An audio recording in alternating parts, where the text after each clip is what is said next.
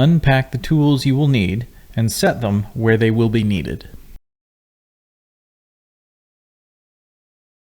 Remove the nozzle from the dispenser boot and place a rag in the boot to hold the flapper up. Place the nozzle on the nozzle service device upside down with the hose connection over the bucket. Using a wrench, loosen the hose threads.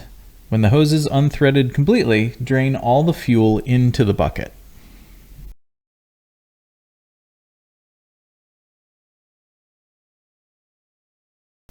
Using the brush, apply a thin coat of thread sealant to the curb hose threads.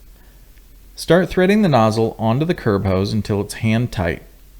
Place the nozzle into the nozzle service device on the bucket and use a wrench on the hose coupling swivel to tighten the connection 2 turns past hand tight.